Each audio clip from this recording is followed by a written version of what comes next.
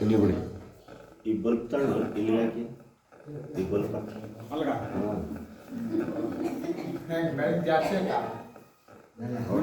ದಾಸ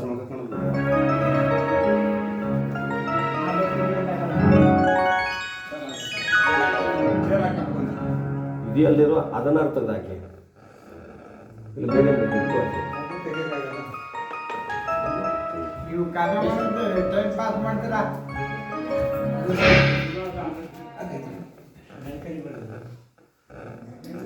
ಇನ್ನೊಂದು ಐತೆ ನೋಡೋಣ ಅವ್ರಿಗೆ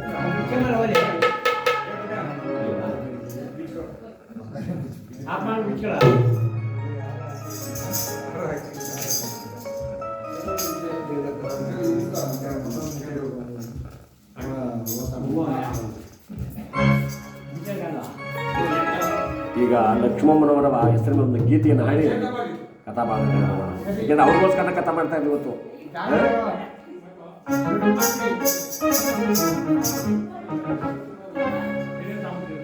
ಹೇಗೆ ಮರೆಯ ಲಕ್ಷ್ಮಮ್ಮ ನಿಮ್ಮ ಮಾರಸಿ ಮಣ್ಣಿನ ಒಳಗೆ ಲಕ್ಷ್ಮಮ್ಮ ಕಳುಹಿಸಿ ಭಗವಂತನ ಬಳಿಗೆ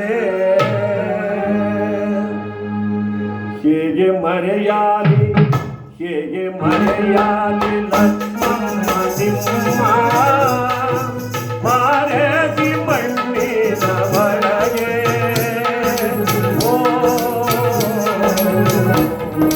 ಕಳುಹಿಸಿ ಭಗವಂತನ ಬಳಿಗೆ ಭಗವಂತನ ಬಳಿಗೆ ಹೇಗೆ ಮರೆಯಾಲಿ ಲಕ್ಷ್ಮಮ್ಮ ನಿಮ್ಮ ಮಾರಸಿ ಮಣ್ಣಿನ ಒಳಗೆ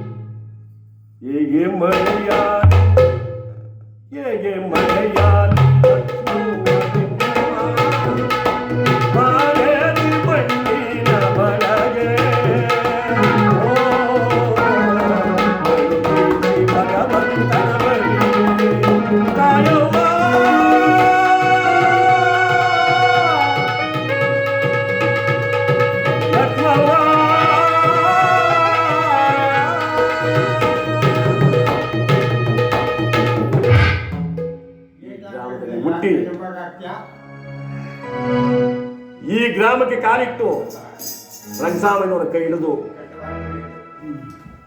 4 ಜನ ಮಕ್ಕಳು, 1 ಹೆಣ್ಣುಮಗಳು, 4 ಜನ ಗಂಡು ಮಕ್ಕಳು, 5 ಜನ ಮಕ್ಕಳನ್ನು ಎತ್ತು ಒತ್ತು ತುತ್ತಿಟ್ಟು ಮುತ್ತಿಟ್ಟು ಸಾಕಿ ಸಲಹಿ ಇವತ್ತಿನ ದಿವಸ ಎಲ್ಲರನ್ನ ತೊರೆದು ಬಾಳಿದ ಮನೆಯನ್ನ ಆಳಿದ ಊರನ್ನ ಎತ್ತ ಮಕ್ಕಳನ್ನ ಎಲ್ಲರನ್ನ ಬಿಟ್ಟು ಅವರ ನಿಜವಾದ ಸ್ಥಾನಕ್ಕೆ ಹೊರಟೋಗಿದ್ದಾರೆ. ಅವರ ಆತ್ಮಕ್ಕೆ ಭಗವಂತ ಚಿರಶಾಂತಿಯನ್ನು ಕೊಡಲಿ ಅಂತ ಬೇಡ್ಕೊಳ್ತಾ ಇನ್ನು ಕಥಾಭಾಗ ಪಾಂಡವರ ಸ್ವರ್ಗಾರೋಹಣ.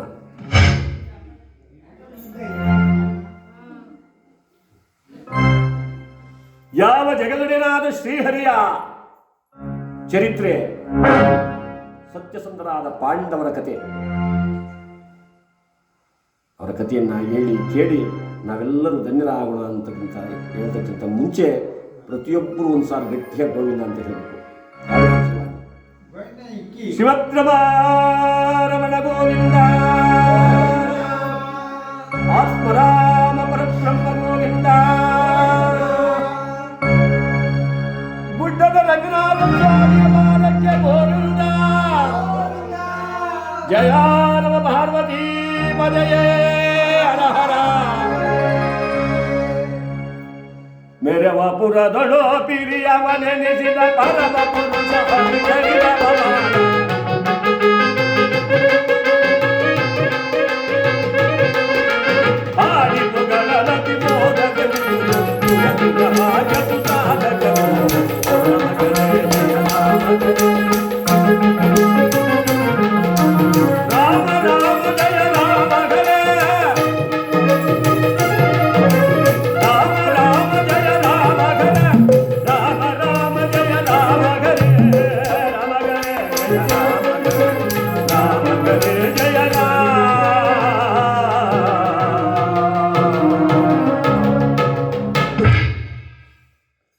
ಯಾವ ದ್ವಾಪರ ಆಯುಧದೊಳಗೆ ಜಗದೊಡೆಯನಾದ ಶ್ರೀ ಕೃಷ್ಣ ಪರಮಾತ್ಮನ ಒಲುಮೆಯಿಂದ ಪಾಂಡವರು ಇಂದ್ರಪ್ರಸ್ಥಪುರವ, ಕೌರವರು ಹಸ್ತಿನಾವತಿಯ,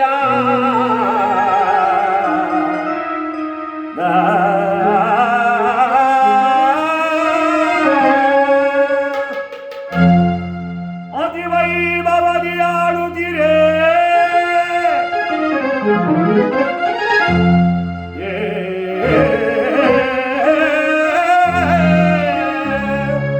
ಶ್ರೀಹರಿಯ ದಯನೇ ದಯನೇ.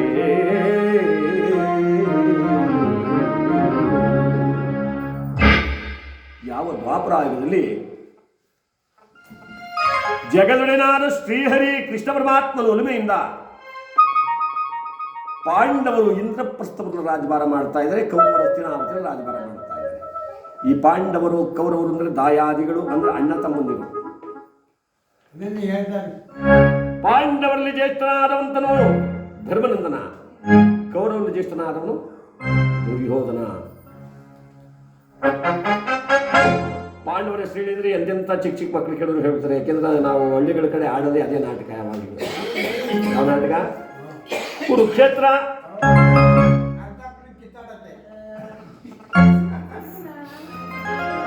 ಪಾಂಡವರ ಹೆಸರು ಹೇಳಿ ಅಂದ್ರೆ ಧರ್ಮ, ಭೀಮ, ಅರ್ಜುನ, ನಕುಲ, ಸಹದೇವ. ಕೌರವರ ಹೆಸರು ಹೇಳಿ ಅಂದ್ರೆ ಎಂತೆಂಥವ್ರಿಗೂ ಗೊತ್ತಿಲ್ಲ. ಅವರು 101 ಜನ. ದುರ್ಯೋಧನ, ದುಶ್ಯಾಸನ, ದುರ್ಜಯ, ದುಶ್ಯನೆ, ದೂನು ಅಕ್ಷರದಿಂದ ಶುರುವಾಗುತ್ತೆ ಅವರ ಹೆಸರು. ಅವರು 101 ಜನ. ಇನ್ನೂ ಇಳಿದಿಲ್ಲ.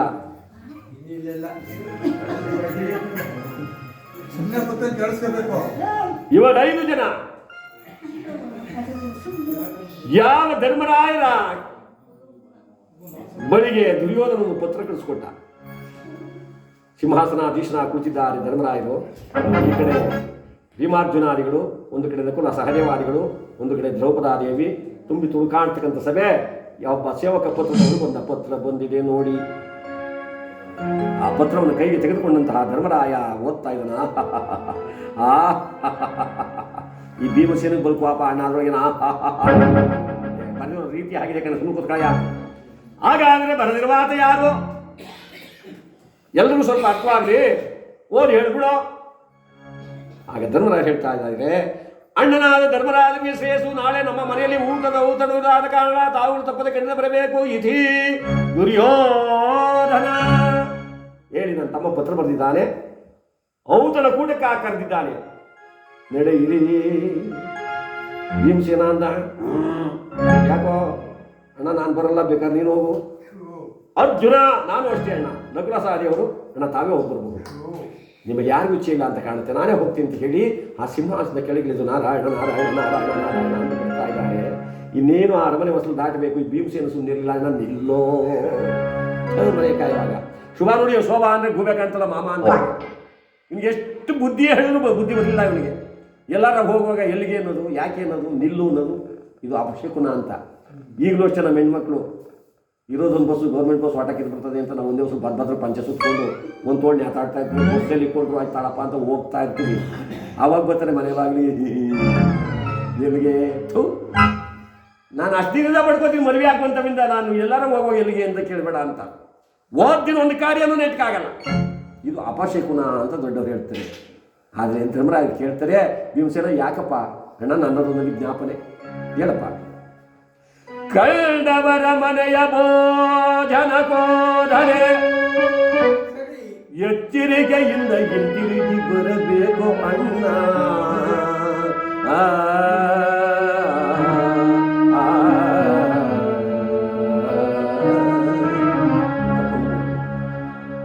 ಪರರ ಮನೆಯನ್ನ ಪ್ರಾಣಿಗೇಡು ಅಂತ ಹೇಳ್ತಾರೆ. ಬೇರೂರನ್ನ ಹುಡುಕೋದಾಗ ಸ್ವಲ್ಪ ಎಚ್ಚರಿಕೆಯಿಂದ ತಗೋಬೇಕು. ಈಗಿನ ಕಾಲದ ಕಲಬೆರಕೆ ಎಣ್ಣೆ ಹಾಕ್ಬಿಟ್ಟಿದ್ರೆ ರುಚಿಯಾಗದೆ ಅಂತ ನಾವೇನಾಗ ಯಾರಾದ್ರೂ ತೆಗೆದು ಅಂದರೆ ಬೋರೆಲ್ಲ ಹಾಕ್ಸಿದ್ದೀರಿ, ನೀರೆಲ್ಲಿ ಕೆಡಗಿದ್ದೀರಿ, ಇದೆಲ್ಲ ವಿಚಾರ ಮಾಡಬೇಕಾಯ್ತದೆ. ಹಾಗೆ ಆಗಲಿ ಭೀಮಸೇನ ನಾರಾಯಣ ನಾರಾಯಣ ನಾರಾಯಣ ಅಂತ ರಥವನ್ನೇರಿದ್ದಾರೆ. ಇಲ್ಲಿ ದುರ್ಯೋಧನ ಆಸ್ಥಾನದಲ್ಲಿ ನೆಂಟರು, ಇಷ್ಟರು, ಬಂಧುಗಳು, ಬಾಂಧವರು ಎಲ್ಲ ಸೇರಿದ್ದಾರೆ. ಊಟ ಮಾಡೋರು ಮಾಡ್ತಾ ಇದ್ದಾರೆ, ಹೋಗೋರು ಹೋಗ್ತಾ ಇದ್ದಾರೆ, ಬರೋರು ಬರ್ತಾ ಇದ್ದಾರೆ. ರಾಜಸ್ಥಾನ ಸಾಮಾನ್ಯವೇ? ಹಸ್ತಿನಾವತಿಯಲ್ಲಿ ಎಲ್ಲಿಲ್ಲದ ವಿಜೃಂಭಣೆ. ಅಂತಹ ಸಮಯಕ್ಕೆ ಧರ್ಮರಾಯರು ರಥದಿಂದ ಕೆಳಗಿಳಿದಂತೆ ಸ್ವಾಗತವನ್ನು ಬಯಸ್ತಾ ಇದ್ದಾರೆ. ದುರ್ಯೋಧನ ಛತ್ರ ಚಾಮರಗಳಿಂದ, ಕಳಸ ಕನ್ನಡಿಗಳಿಂದ ಯಾವ ಧರ್ಮರಾಯರನ್ನ ಸ್ವಾಗತ, ಅಣ್ಣ ಧರ್ಮಜಗೆ ಸ್ವಾಗತ. ಸ್ವಾಗತವನ್ನು ಬಯಸಿ ಒಳಗಡೆ ಕರೆತಂದ. ಉಚಿತವಾದ ಆಸನದಲ್ಲಿ ಕುಳ್ಳಿರಿಸಿಕೊಂಡು ಕೇಳ್ತಾ ಇದ್ದಾನೆ, ಅಣ್ಣ ಅತ್ತಿಗೆ ದ್ರೌಪದಿ ಭೀಮಾರ್ಜುನಾದಿಗಳು ಕುಶಲವೇ? ಅತ್ತಿಗೆ ದ್ರೌಪದಿ ಭೀಮಾರ್ಜುನಾದಿಗಳು ನಕುಲ ಸಹದೇವರು ಕುಶಲವಾಗಿದ್ದಾರೆ, ಎಲ್ಲರೂ ಚೆನ್ನಾಗಿದ್ದಾರಪ್ಪ. ಹೇಳಿ ಅಣ್ಣ, ಭೋಜನ ಮಾಡೋಣ. ಊಟಕ್ಕ ಕುಳಿತಿದ್ದಾರೆ. ಭೋಜನ ಮುಗಿಸಿದ್ರು. ಈ ಕಡೆ ಧರ್ಮರಾಯ, ಈ ಕಡೆ ದುರ್ಯೋಧನ, ಇವರಿಬ್ಬರ ಮಧ್ಯದಲ್ಲಿ ಒಬ್ಬ ಕೂತಿದ್ದ. ವಿಳ್ಯದೆಲೆ ಹಾಕ್ಕೊತ. ಯಾರು ಗೊತ್ತಾ? ಶಕುನಿ. ಅವರ ಮನೆಯ ಅನ್ನವನ್ನೇ ಉಂಡು, ಅವರ ಮನೆ ಉಪ್ಪನ್ನೇ ತಿಂದು, ಅವರ ಮನೆಯ ವಂಶದ ಬೇರನ್ನು ಕೀಳಬೇಕು ಅಂತ ಕಾಯ್ತಾ ಇದ್ದ. ಸರ್ಪದಂತೆ ಬುಸುಗುಡ್ತಾ ಇದ್ದಾನೆ. ಯಾವಾಗಲೂ ಸರ್ಪದಂತೆ ಬುಸುಗುಟ್ಟುತ್ತಾ ಎಂದಾದರೂ ಇವರಿಬ್ಬರಿಗೆ ವೈರತ್ವವನ್ನು ತಂದೊಡ್ಡಬೇಕು ಅಂತ ಕಾಯ್ತಾ ಇದ್ನಲ್ಲ. ಈ ಅಣ್ಣ ತಮ್ಮಂದಿರು ಚೆನ್ನಾಗಿರೋದನ್ನು ನೋಡಿ ಸಹಿಸ್ಕೊಳಕ್ಕಾಗಲಿಲ್ಲ. ಇವತ್ತು ಅಷ್ಟೇ ಊರಿನಲ್ಲಿ